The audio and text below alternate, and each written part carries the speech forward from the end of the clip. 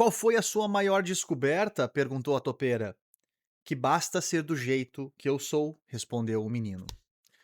Mais um insight do livro aqui, O Menino, a Topeira, a Raposa e o Cavalo. Péssimo título, né, mas um livro que nos provoca a refletir, que nos provoca a sentir, que nos leva a sentir. E aqui eu sigo com a parte 2 da revisão desse livro e dos insights, das pérolas que a gente pode extrair em cima dessa obra. Se você já leu o livro, mais uma vez deixa no comentário qual foi a parte que mais te tocou, qual é a parte que mais te provocou, o que você não gostou também, é interessante saber. E, obviamente, se você ainda não leu, o que que tá achando dessa revisão aqui e tudo mais.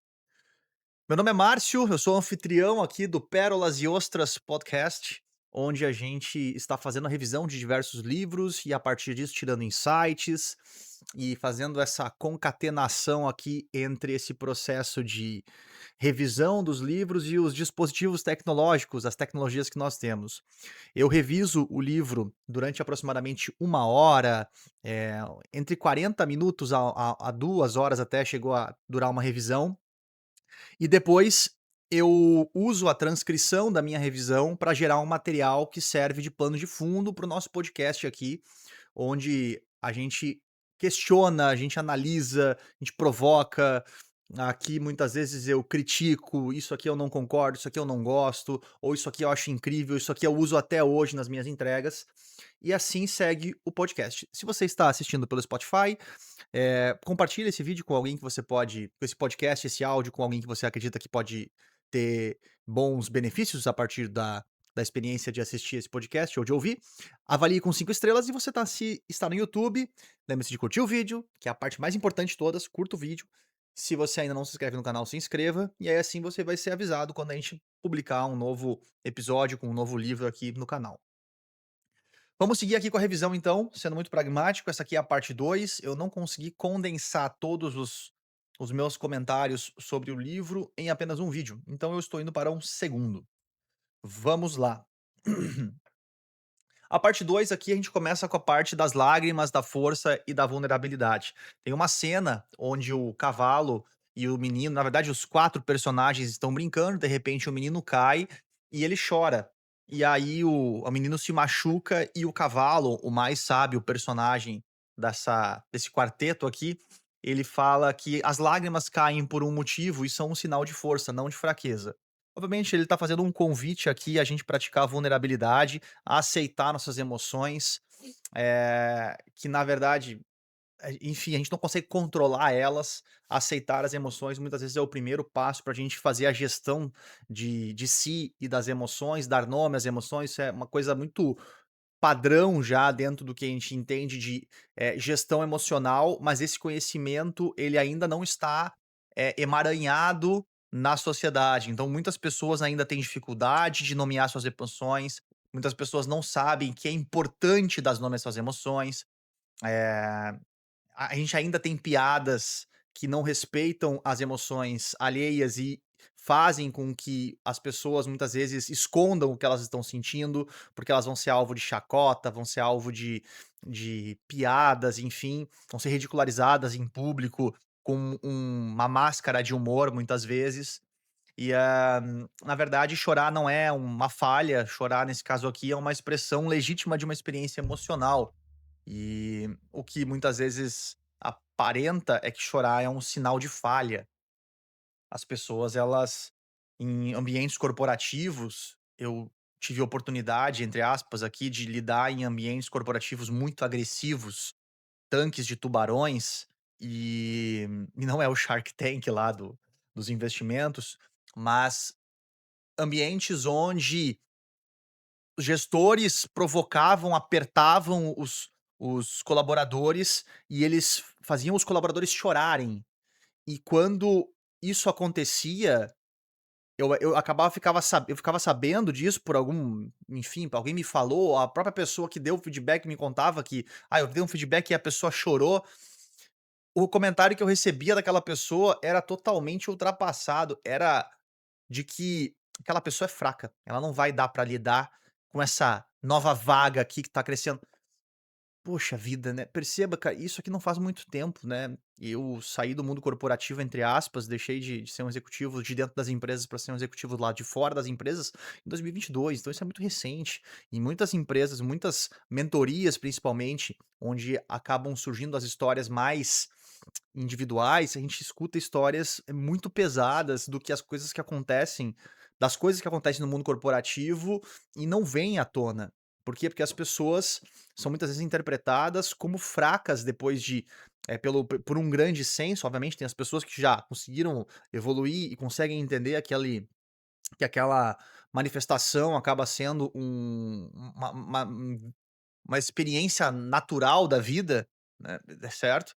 E as pessoas só que uma grande parte do público ainda enxerga um choro, como por exemplo, cara, uma fraqueza. E na verdade toda emoção, eu gosto dessa metáfora, é uma mensageira. E às vezes a gente precisa entender, cara, pô, se tem um choro ali, se tem uma coisa ali, o que que isso tá comunicando? Tá comunicando que eu não tô tendo tempo de recuperar, tá comunicando que eu não existe um valor meu sendo rasgado. Eu gosto muito da metáfora de que, eh desfocou a câmera aqui, né. Eu gosto muito da metáfora de que a gente tem as emoções como mensageiras. E se a qual é a emoção, qual é a mensagem que essa emoção tá me entregando? Qual é o que que tá sendo dito? O que que não tá sendo expressado, enfim, através dessas emoções?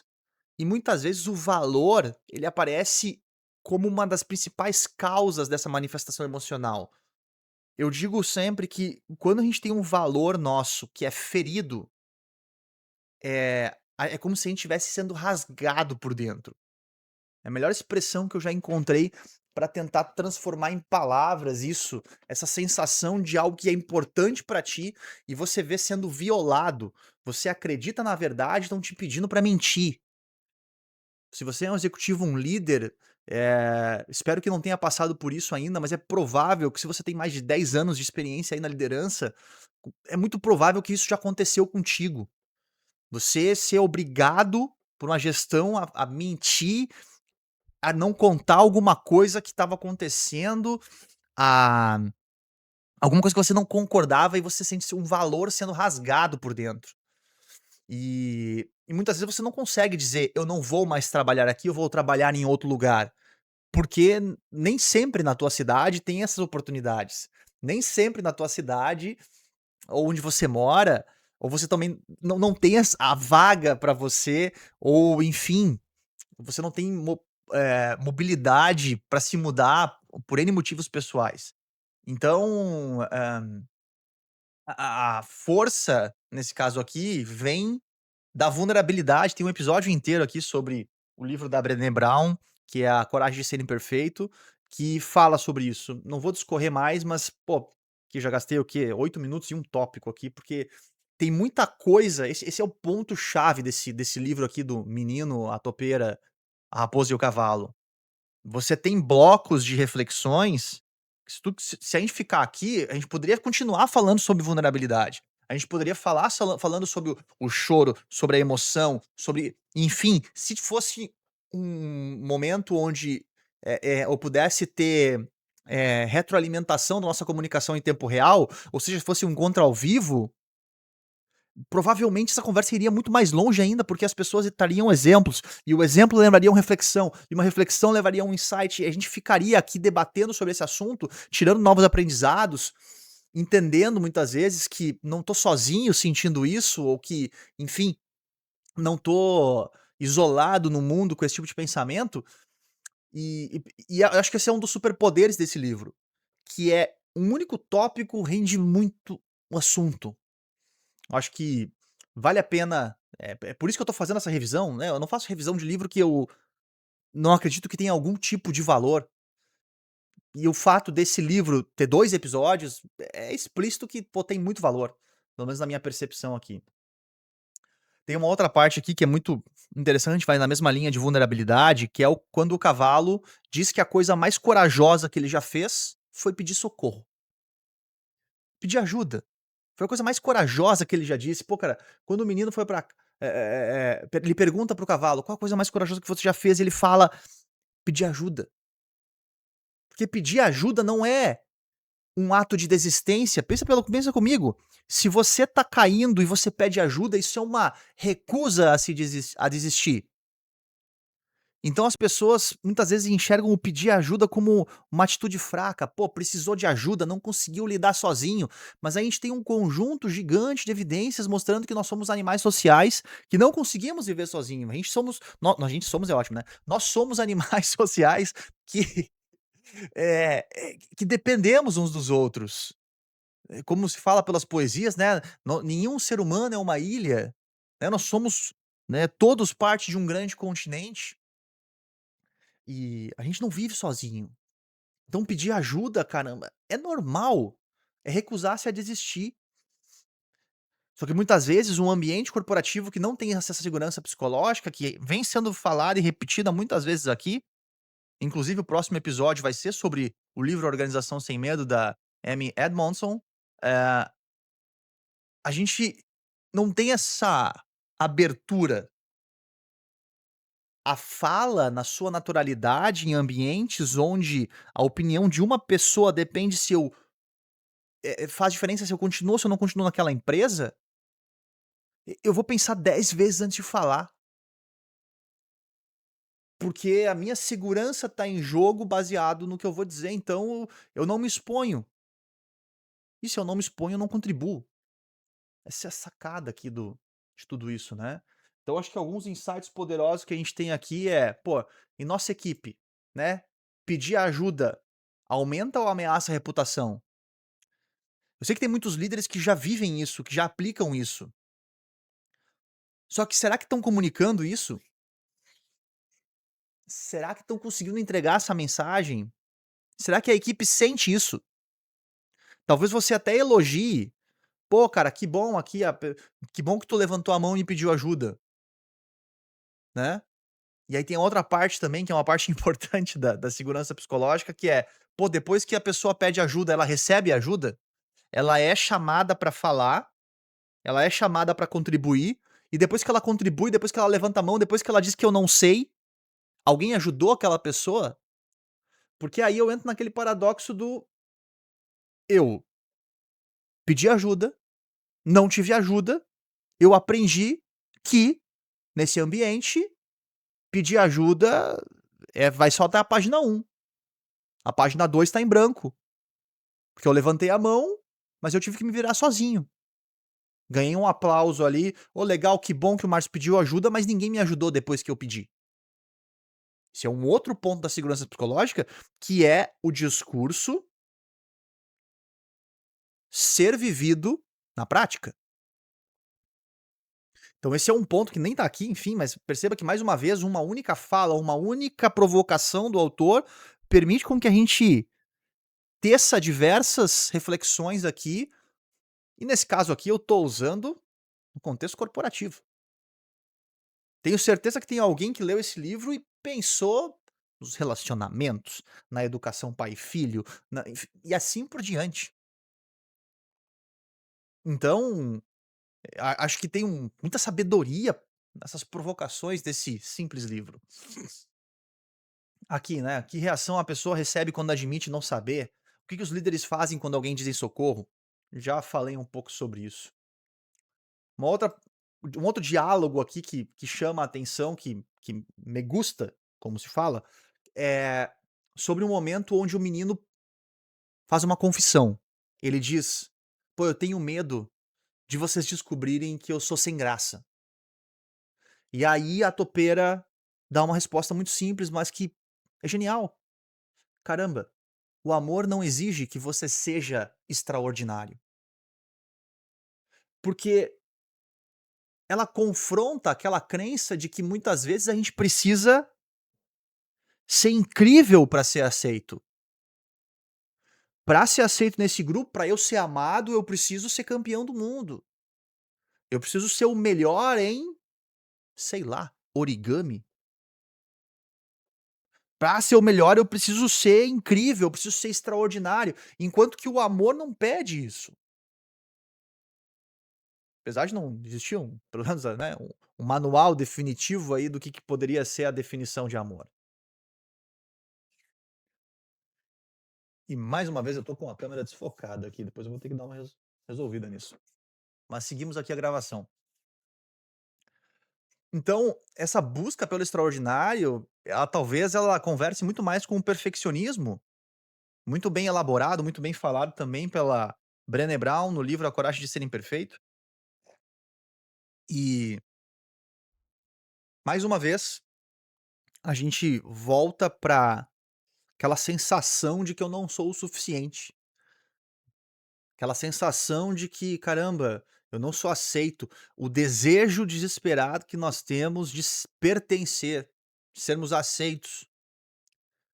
Historicamente, a melhor hipótese que a gente tem para justificar isso é que quando nós vivíamos em tribos, enfim, alguns historiadores vão discutir isso, mas enfim, vou chutar aqui 50.000 anos atrás, para ficar no meio termo, nós vivíamos em tribos de no máximo 150 pessoas e era muito mais provável que eu morresse se eu me afastasse do grupo de 150 pessoas e fosse morar sozinho, no meio da selva, do que junto no grupo.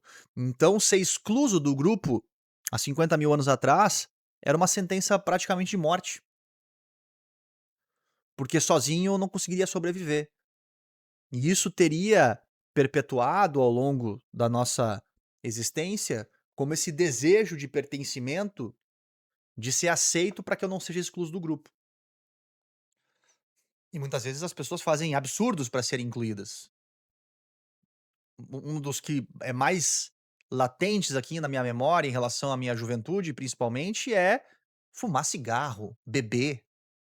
Você eu vivi em grupos onde, de forma indireta, de forma às vezes até invisível, para tu ser incluído naquele grupo, tu tinha que ter um cigarro na mão, você tinha que beber uma bebida alcoólica para ser aceito, para ser merecedor de estar no meio daquele grupo ali.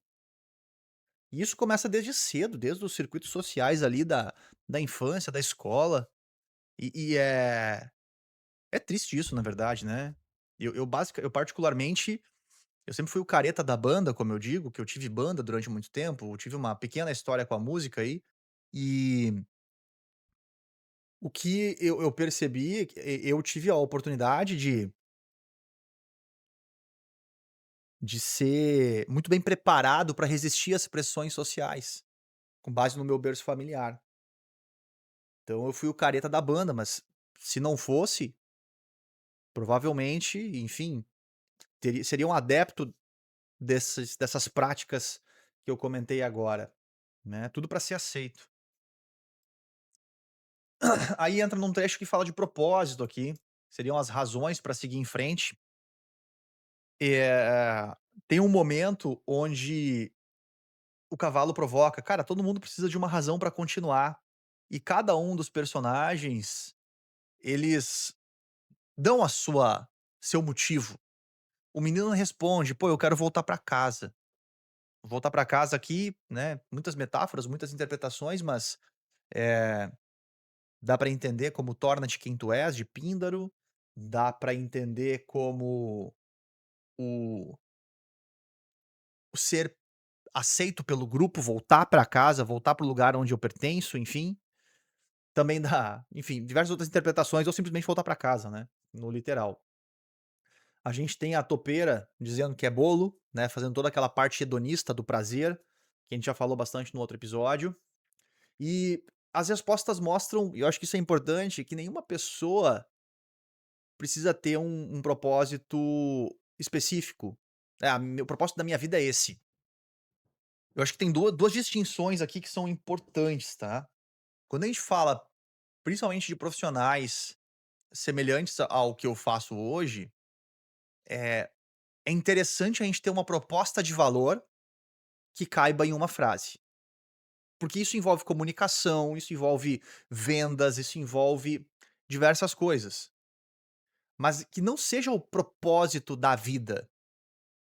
Então, eu particularmente, né, eu uso a minha proposta de valor da seguinte forma: o Márcio ajuda as pessoas a terem acesso ao conhecimento científico de uma forma mais simples, de uma forma acessível, para que as pessoas possam tomar melhores decisões em relação à sua vida e assim sejam mais felizes, com mais performance, com mais resultado, com mais amor, com mais moralidade. Essa é a definição. É uma proposta de valor?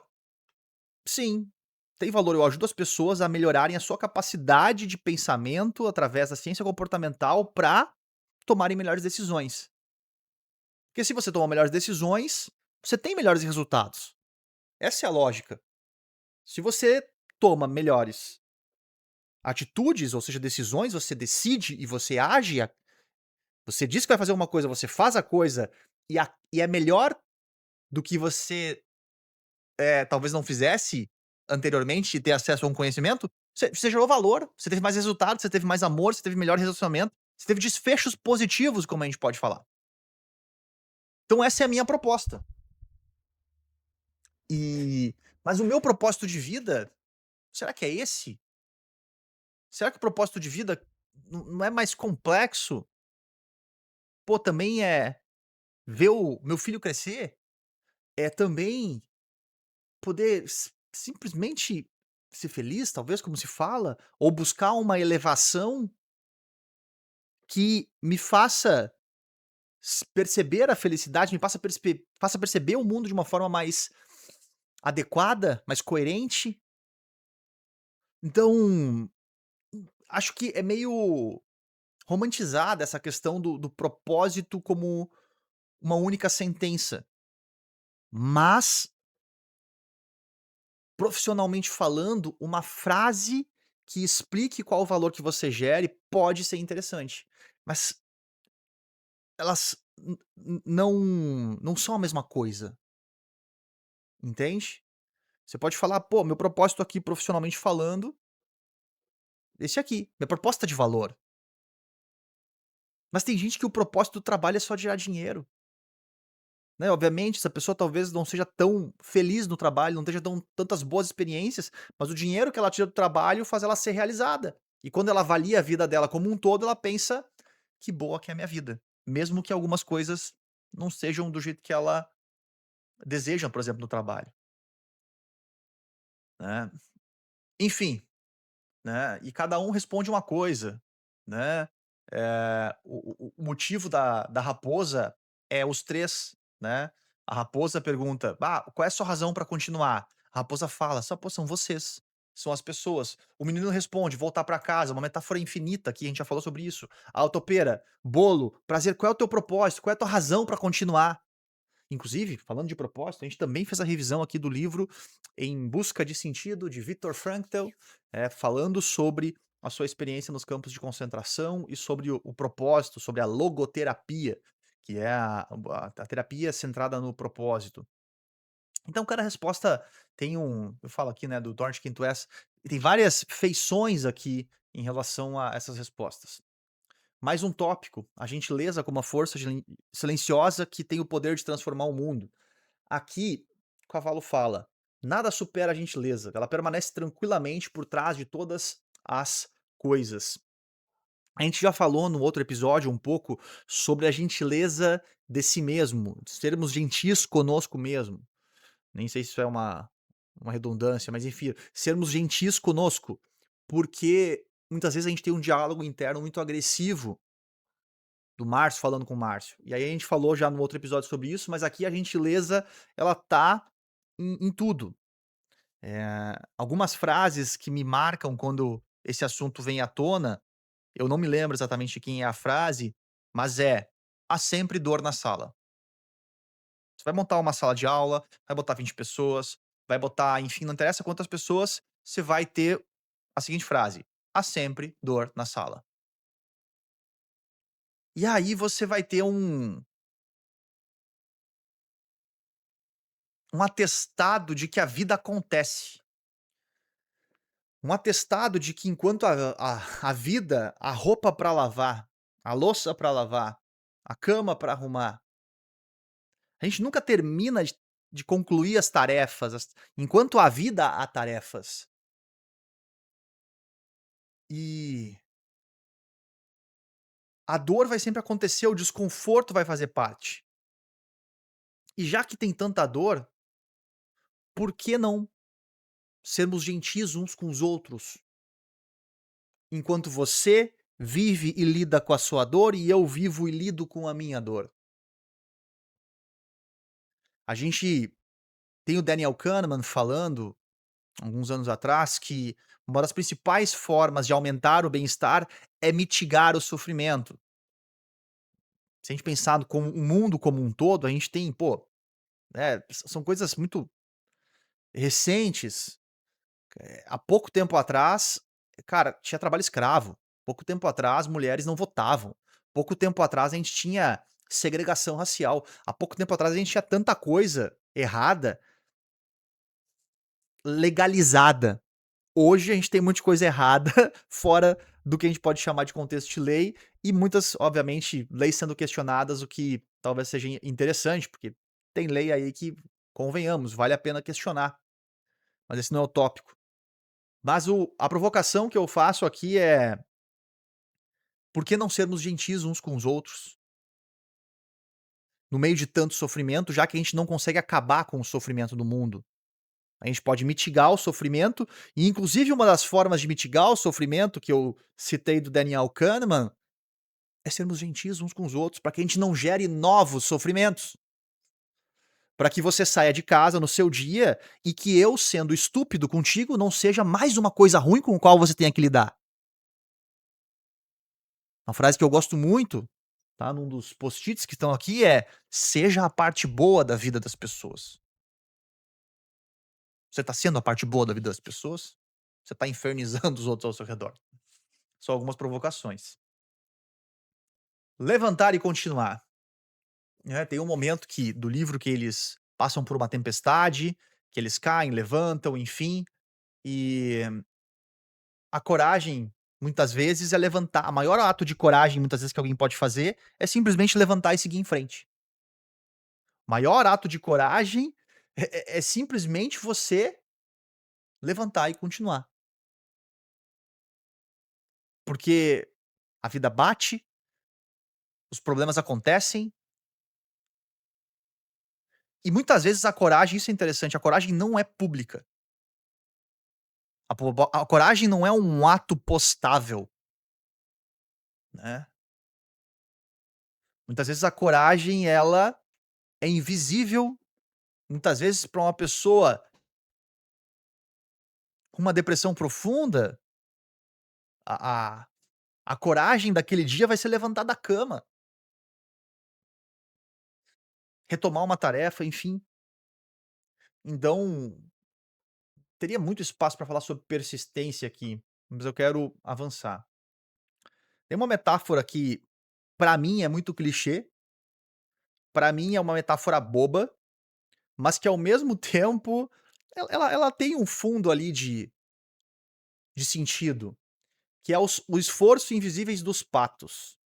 Porque os patos, quando a gente vai ver uma lagoa, eles estão bonitinhos andando lá em cima da água, e nós não vemos o quanto as suas patinhas abaixo da água estão trabalhando fortemente para que eles possam navegar ali.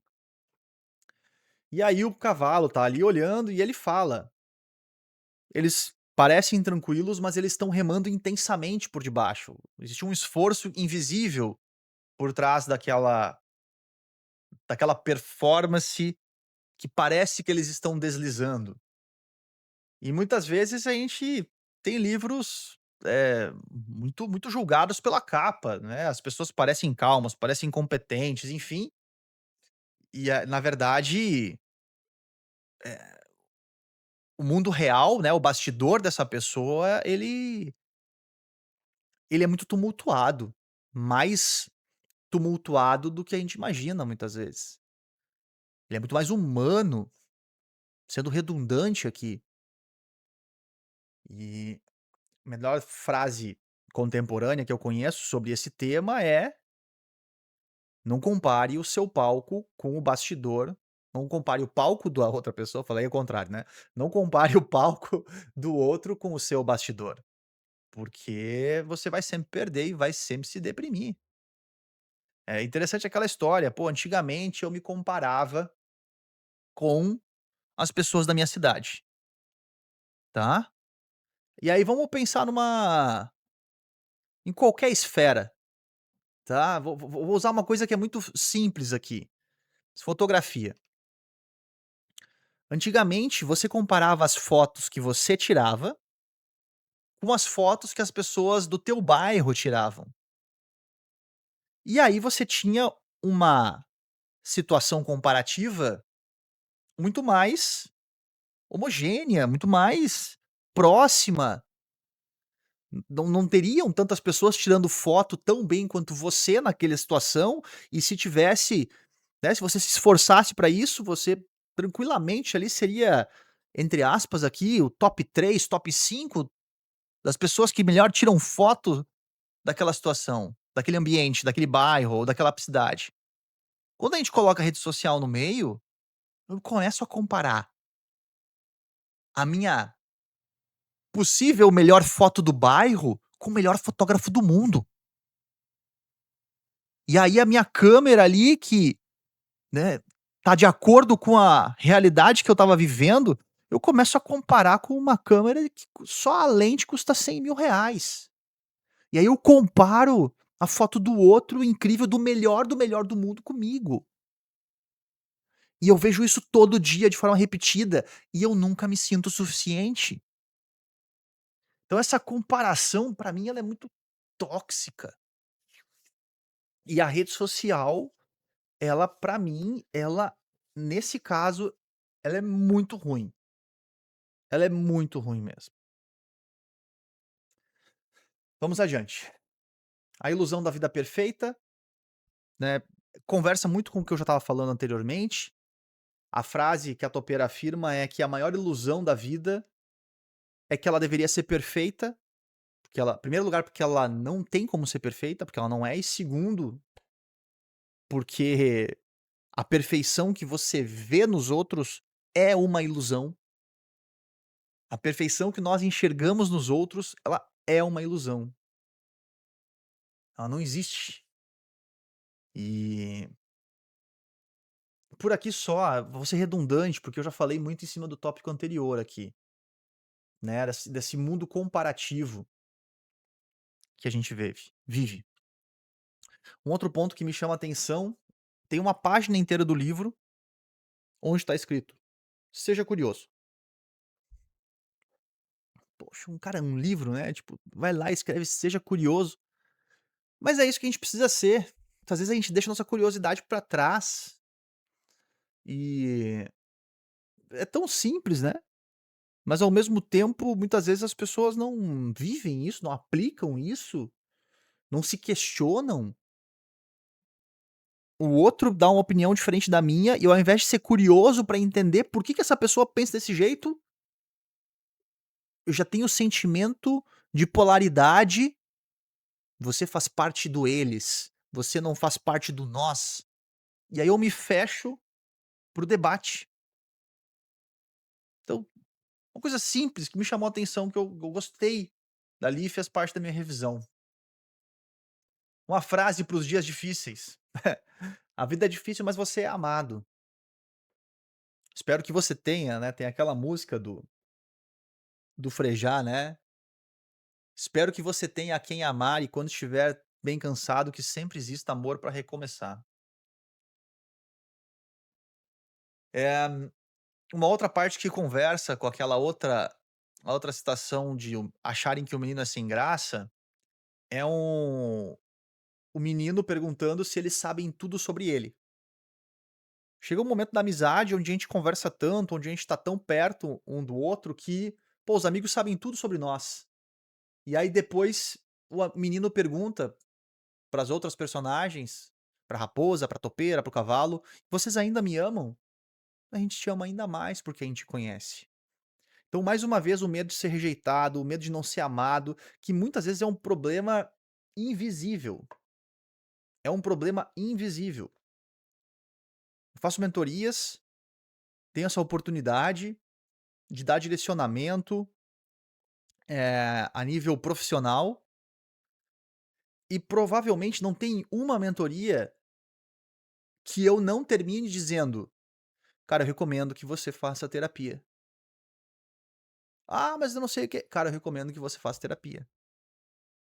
Porque existem muitas coisas do jeito como a gente foi criado, do jeito como a gente disse que pra nós mesmos que as coisas significam, que vale a pena ter alguém, um profissional da saúde, nos guiando nesse processo. Eu recomendo demais. Uma coisa muito bacana que tem acontecido nas salas de mentoria, é que a maioria das pessoas, elas já fazem terapia. Isso é sensacional.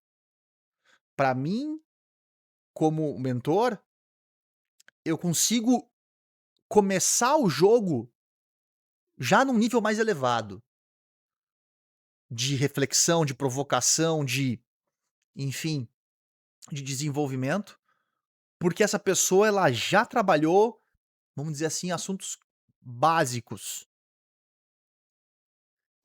E ela também não traz para a sala de mentoria questões pessoais que não deveriam entrar numa sala de mentoria. Porque a sala de mentoria ela é um desenvolvimento específico, né, de liderança, para apoiar a pessoa a ser um líder mais capaz, para apoiar o líder em ferramentas que faltam, adequado ao momento da pessoa, ou vai envolver uma questão de carreira para dar um próximo passo. E é muito bom quando já vem com uma base desenvolvida. A conversa é mais madura. Então, sempre recomendo, faça terapia. O silêncio, a presença e a sinceridade. Tem uma hora que o menino faz uma observação: "Pô, a raposa quase nunca fala". E aí o cavalo responde: "Pois é, mas que bom que ela tá aqui conosco, mesmo assim". E aí nesse momento a raposa ela se justifica, ela fala: "Às vezes eu penso que eu não tenho nada interessante pra dizer". E o cavalo responde: "Pô, ser sincero é sempre interessante". Essa frase é espetacular. Porque às vezes a gente pensa: "Conto ou não conto? Digo ou não digo?". E eu acredito de verdade que, sendo redundante, a verdade é sempre a coisa mais interessante a ser dita. E que a amizade aqui, obviamente, ela não depende da quantidade de falas, mas da presença, né. Muitas vezes a gente associa a performance, a condição para ser aceito.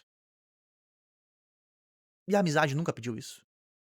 O amor nunca pediu performance pra ser amado, né, pra ser usufruído. E numa dessas conversas, o cavalo simplesmente fala: "Ei galera, eu quero contar uma coisa pra vocês. Eu sei voar". Como se fosse um Pégasus, né, aquele cavalo com asas da mitologia. E aí, ele conta que: "Eu sei voar, mas eu parei, porque os outros cavalos sentiam inveja". A frase que me remete aqui a essa reflexão é: "E se esse teu parafuso a menos for o que te destaca no meio de um monte de pregos?". Porque, muitas vezes, aquilo que a gente tem de mais estranho, talvez possa ser rejeitado pelas pessoas, pela maioria, mas é aquilo que nos torna nós mesmos. Às vezes é um gosto musical, às vezes é um estilo, às vezes é enfim,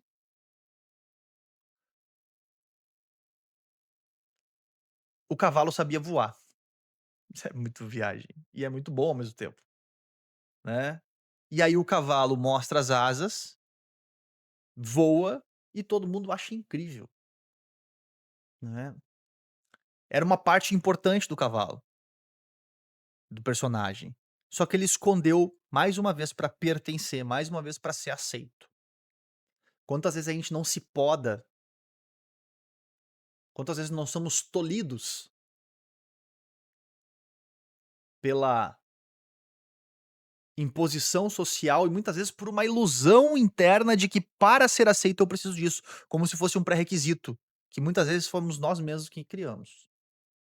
Por isso que a terapia é tão importante, tem um monte de coisa lá que você vai descobrir que é aquela história, né, tu vai na terapia e descobre: "Ah, não tem nada pra falar". Chega na segunda sessão, primeira sessão, meu Deus do céu, já acabou? É, pra quem não tinha o que falar, tá falando bastante, né. Então a gente sempre tem muita coisa pra falar, né. Sempre procure, né, profissionais com CRP, profissionais de preferência que atuem com prática baseada em evidências, que fujam de esoterismos, que fujam de, ah, coisas que pareçam esotéricas ou místicas, que se aproxime da ciência, tá. Sempre procure esse tipo de profissional.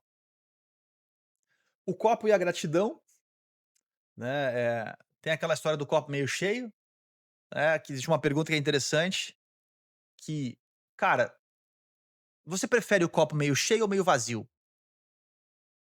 E aí o menino fala: "Cara, eu agradeço por ter um copo". Então, às vezes, a gente tá reclamando de um trabalho, a gente tá reclamando de uma situação, mas ao mesmo tempo e obviamente a gente não tem que se contentar com situações adversas, a insatisfação, o inconformismo muda o mundo, a gente sabe disso. A gente já fez a revisão do Originais do Adam Grant, onde a gente fala um pouco sobre isso, sobre esse inconformismo, mas ao mesmo tempo,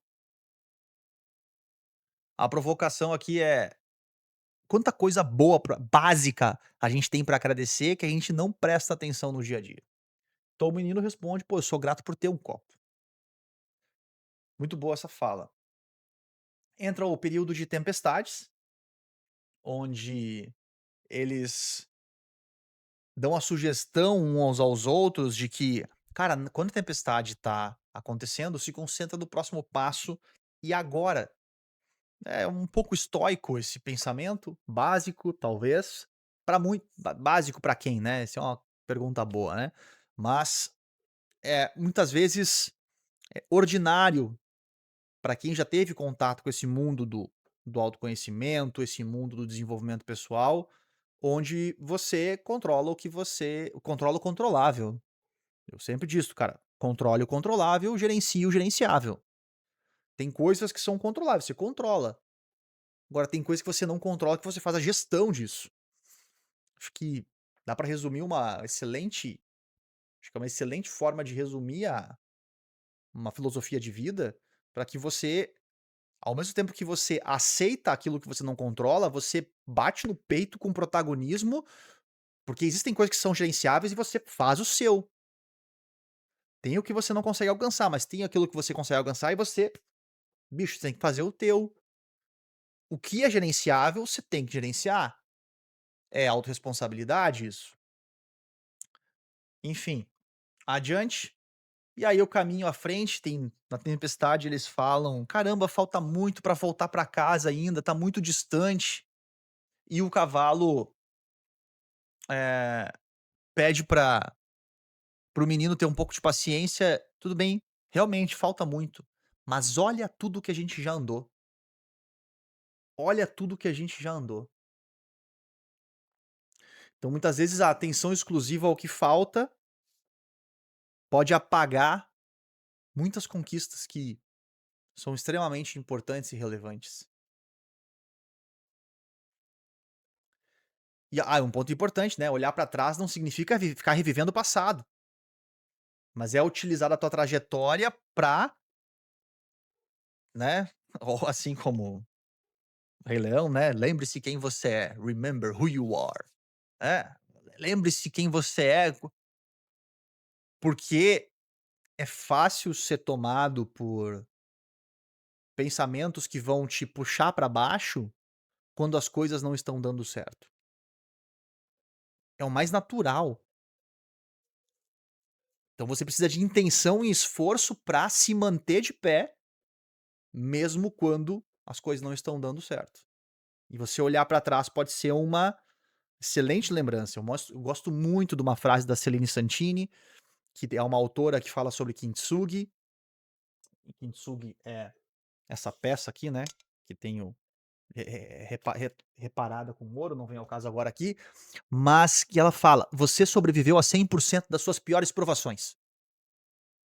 A probabilidade está do teu lado, tu aguentou até agora, a probabilidade está do teu lado. Essa provação que tá agora aqui tem uma probabilidade muito grande de você vencer ela também". Gosto muito dessa essa provocação da Celine Santini. Que mais nós temos aqui? Tá no modo edição, né. Puxa vida, foi lá pra baixo. Ah não, tá aqui.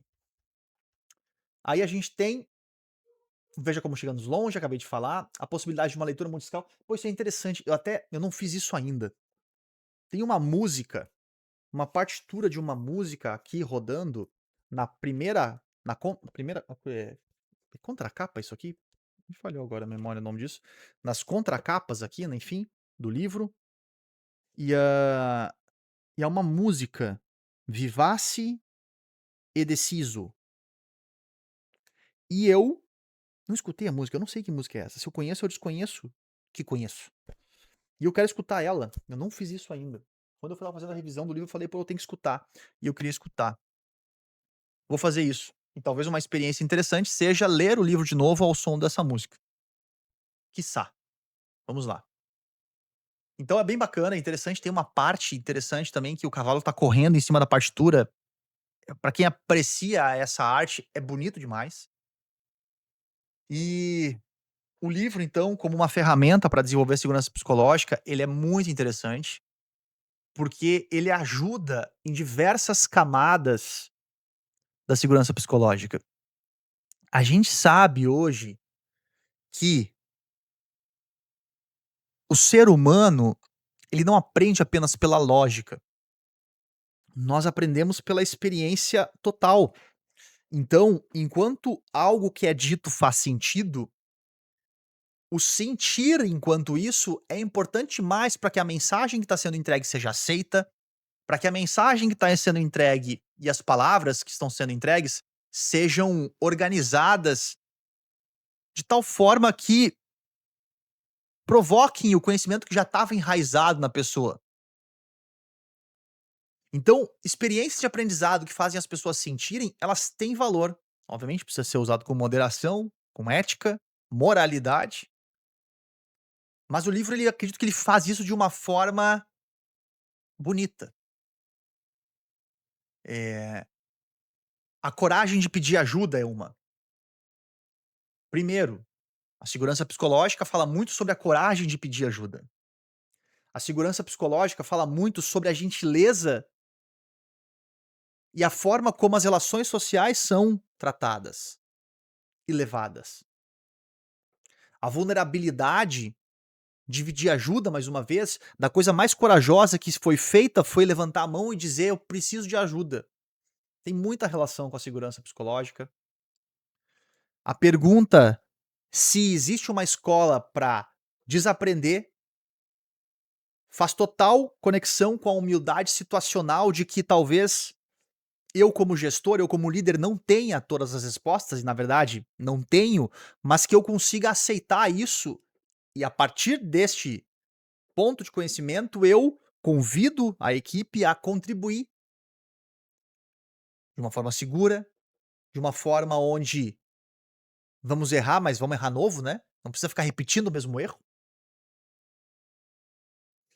E outra frase que marca muito, que tem muita relação com segurança psicológica é: "O que faríamos se tivéssemos menos medo?". Essa frase, ela pega muito com a tal da segurança psicológica.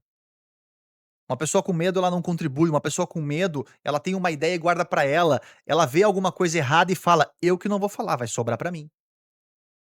Porque a cultura, o gerente invisível que estava ali tratando, trabalhando, não estimulou a fala, não estimulou o convite a falar, a contribuir.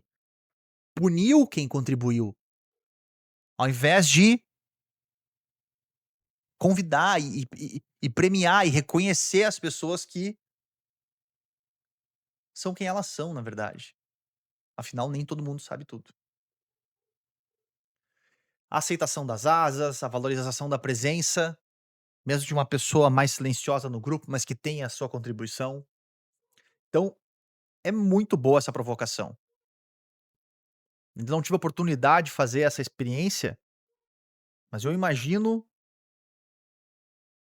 um uma mentoria, alguma coisa onde as pessoas recebem em casa o livro, simplesmente dizendo: "Começou o curso", sem dizer nada, e a pessoa abre, ela sente, ela não entende nada, e aí depois na mentoria ele é tratado alguma coisa diferente, um livro capa dura, um livro ele é bonito, ele você não entende ele a primeira vez que você pega, você precisa pegar 2 vezes, 3 vezes pra sentir de verdade o que está sendo escrito aqui.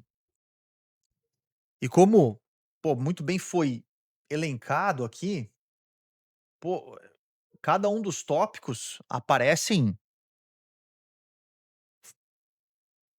com diversas reflexões de brinde. A gente teve 2 episódios aqui de quase 1 hora para falar sobre alguns insights, e com toda certeza eu não explorei todos. Foram muitos a ótica do Márcio como observador. E por isso que é tão importante o seu comentário. Pô, o que que você achou do livro? O que que você não achou? Qual reflexão que mais você curtiu? Você achou o livro uma porcaria? Você gostou do livro? Escreve nos comentários. Alguns destaques aqui que eu vou deixar na tela para você ler, se você quiser dar o pause aí, enfim. Eu não vou ficar repetindo, vou ser redundante, e a gente já tá batendo o tempo limite aqui considerado adequado para essa experiência. E quero saber, você gostou dessa revisão? Tá gostando do Pérolas e Ostras podcast? Me deixa saber o que você tá achando de tudo isso aqui. Eu te espero no próximo episódio. Lembre-se de curtir o vídeo, se inscrever no canal. Se você quiser saber mais sobre como aprender comigo, no link aqui da bio, no link da bio não, no link aqui da descrição, vai ter o link para você entrar na Jornada Felicidade e Consciência. E tem um link também para você assistir mais 2 aulas gratuitas que estão dentro da jornada, mas que só estão disponíveis, não estão abertas. Mas se você clicar no link aqui, você vai assistir. Beleza? Forte abraço, vejo você no próximo episódio, que não vai ser um episódio, já aviso. Os próximos 3 episódios, eles vão ser sobre um único livro. Então eu estou revisando o livro Organização Sem Medo, vai ser em 3 partes, e provavelmente eu vou colocar ele vai ser quase um mini curso sobre segurança psicológica, porque a gente vai entrar a fundo em diversas camadas que estão elencadas no livro. Certo? Um forte abraço e até a próxima. Valeu!